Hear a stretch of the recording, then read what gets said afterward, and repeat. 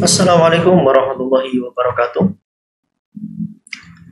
Kembali lagi di channel Ahmad Misbah. Kali ini admin akan berbagi pengalaman terkait skripsi dari teknik informatika itu sendiri. Sebelumnya perkenalkan, saya Misbah Fuad. Saya seorang mahasiswa, mahasantri dan web developer.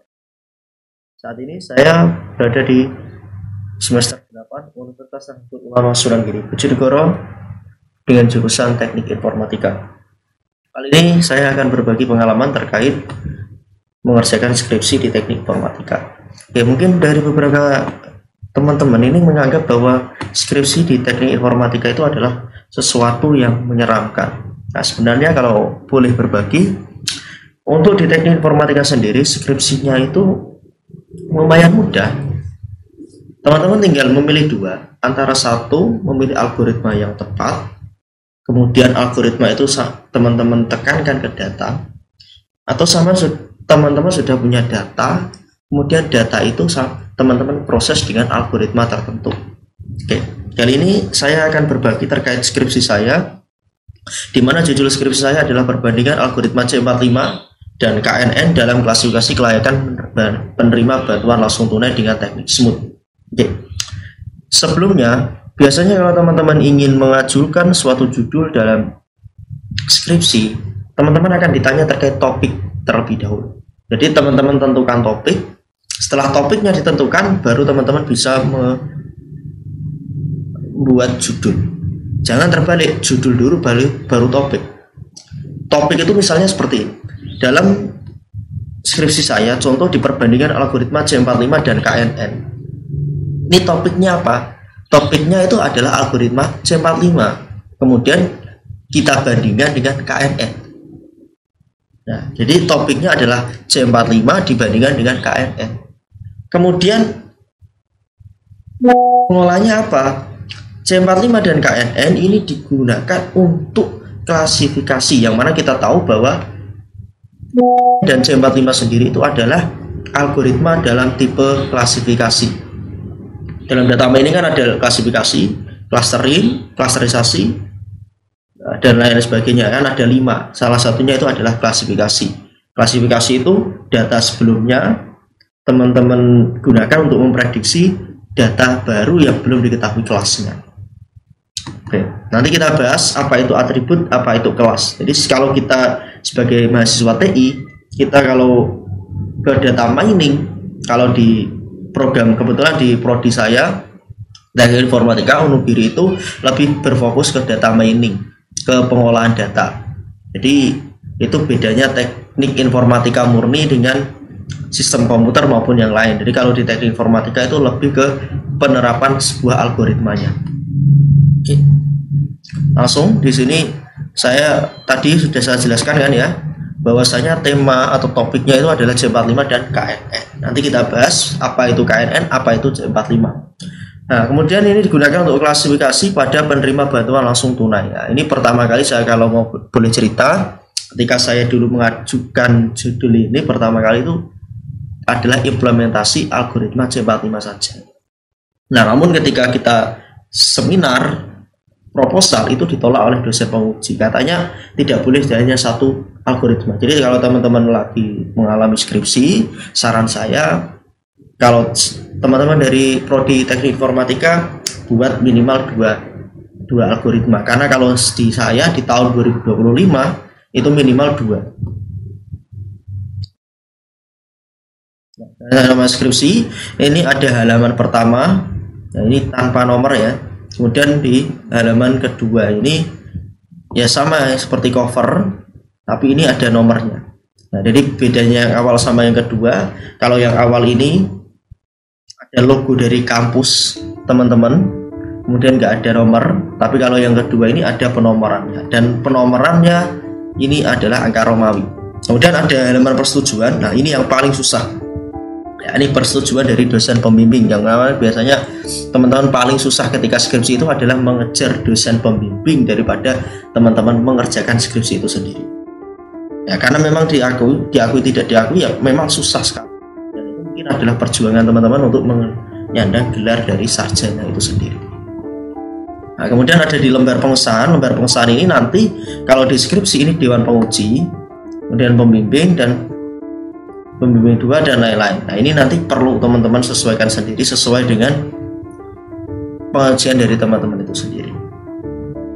Nah, ini moto. Nah, ini biasanya di akhir ketika teman-teman sudah ACC oleh dosen. Nah, ini baru teman-teman kerjakan. Moto teman-teman itu apa? Misalkan ini persembahan. Nah, ini kita kerjakan belakangan. Yang penting adalah isinya.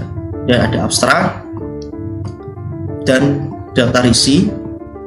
Kemudian di daftar isi ini ada bab 1, bab 2, bab 3, bab 4, daftar tabel.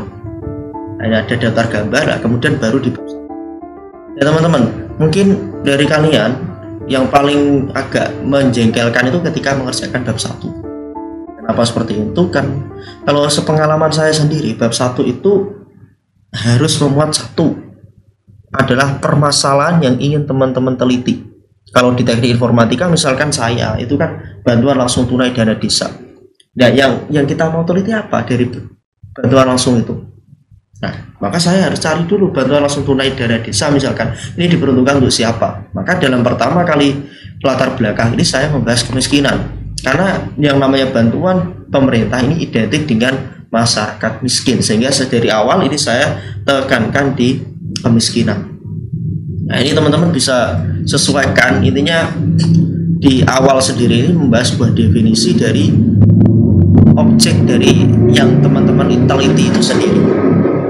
Nah, misalkan di sini kemiskinan merupakan suatu kondisi di mana individu tidak mampu memenuhi kebutuhan dasar. Ini saya membahas terkait definisinya. Nah, yang perlu teman-teman sadari juga, semua definisi, semua kutipan-kutipan teman-teman itu harus dibuktikan dengan yang namanya kutipan ilmiah atau artikel ilmiah. Kalau di prodi saya sendiri, di bab 1 itu minimal Sinta 4. Nah, tapi kalau dari dosen saya sendiri, minimal itu Sinta 3. Jadi ada namanya penelitian rujukan, ada namanya penelitian terdahulu. Kalau penelitian rujukan itu adalah penelitian yang kita buat sebagai landasan penelitian kita. Nah, minimal itu biasanya Sinta 3. Tapi kalau penelitian terdahulu, itu ada penelitian-penelitian yang sudah dilakukan dan membahas bidang yang juga kebetulan kita meneliti bidang yang sama. Dan kalau di prodi saya, di kampus saya minimal Sintanya Sinta 4. Jadi agak fleksibel kalau kita mau mencari. Nah, misalkan kemiskinan merupakan suatu kondisi, lah ini kita masih bahas definisi kemiskinan, kemudian kita juga menyodorkan terkait statistik kemiskinan itu sendiri, di mana di tahun 2024 menurut data BPS ada penurunan kemiskinan, di mana penurunan ini ada indikasi bahwa dilakukan oleh upaya pemerintah dalam pemberian bantuan langsung tunai. Nah, ini tapi saya nggak boleh asumsi harus ada data realnya. Nah, inilah maka saya mengutip Arifin Pusat. Nah, ini nanti teman-teman harus pakai Mendeley supaya lebih mudah dalam pengutipan teks. Nah, kemudian ini objek penelitian saya, yakni di sebuah desa dengan populasi desa itu 3.800, 1.298 kepala keluarga. Ini ada tantangan terkait penyaluran bantuan langsung tunai, di mana seleksinya ini masih manual. Yang saya usulkan kita memakai yang namanya data mining untuk meningkatkan proses seleksi penerima BLTDD atau bantuan langsung tunai dana desa. Kemudian saya jelaskan juga apa itu data mining. Nah, teman-teman bisa baca, data mining adalah proses analisis data yang kompleks bertujuan untuk menemukan pola tren informasi yang berguna dari sekumpulan data besar. Ada data yang besar. Nah, nanti kita bahaslah materi-materi terkait data mining ya. Nah, tujuan utama dari data mining adalah identifikasi pola yang sebenarnya tidak terlihat. Data yang besar misalkan, banyak data, ini sebenarnya ada pola-pola tertentu yang tidak bisa kita lihat dengan kasat mata dan harus menggunakan proses analisis secara akademik untuk menemukan pola dan tren yang ada dalam data tersebut. Oke, kemudian di sini kita jelaskan juga terkait teknik-teknik yang ada di data mining, termasuk klasifikasi, clustering, deteksi, anomali, regresi, asosiasi, dan lain sebagainya. Nah, kemudian karena kita penelitiannya klasifikasi, maka fokus kita ke klasifikasi. Nah, ini klasifikasi ini saya jelaskan apa Dan ini penjelasan. Kemudian di ini kita juga ada algoritma C45. Kenapa kita memilih C45? Karena ini adalah metode klasifikasi yang memiliki keunggulan dibandingkan dengan algoritma yang lain. Di sini kita lebih unggul daripada ID3, di mana ID3 itu adalah algoritma sebelum C45, kemudian lebih unggul daripada Naive Bayes. Ada beberapa keunggulan-keunggulan yang saya sodorkan di sini, dan tentu di sini ada penelitian rujukan yang mendasari ucapan saya. Saya nggak boleh menggunakan asumsi karena ini adalah penelitian ilmiah. Ini beda skripsi dengan makalah. Kalau makalah mungkin teman-teman boleh menggunakan asumsi, boleh menggunakan daya nalar teman-teman. Tapi kalau dalam skripsi harus ada yang namanya penelitian rujukannya. Kalau di saya minimal Sinta 3. Bagaimana cara kita mengetahui Sintanya? Nah, nanti kita ketahui. Misalkan saya buka Mendeley saya ya, ini jarang dibuka. Mungkin kalau saya buka sekarang harus memasukkan username-nya. Nah, coba kita lihat dulu, masih memasukkan username apa tidak.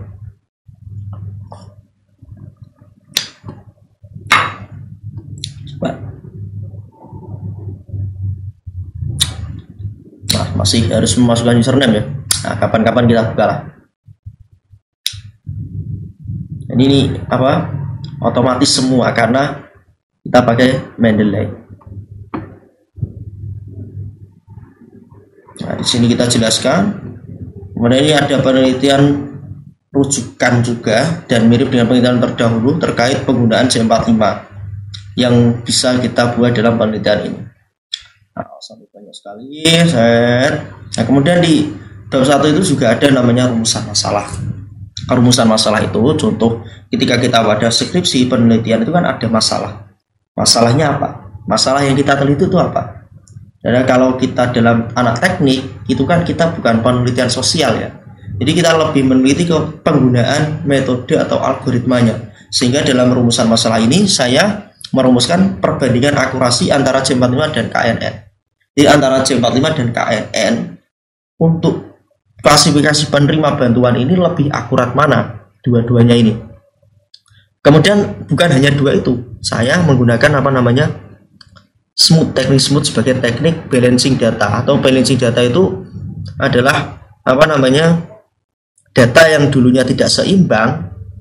Nah, dalam hal ini kelas penerima dan kelas tidak penerima itu kan tidak seimbang.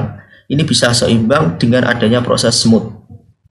Dan bagaimana merancang dan membangun sistem klasifikasi, karena teknik itu kan pasti kita juga perlu yang namanya aplikasi web, di mana di aplikasi web ini saya hanya menggunakan satu algoritma antara C45 atau KNN yang dipilih berdasarkan hasil evaluasi akurasi. Jadi yang akurasinya paling tinggi itu yang kita rancang.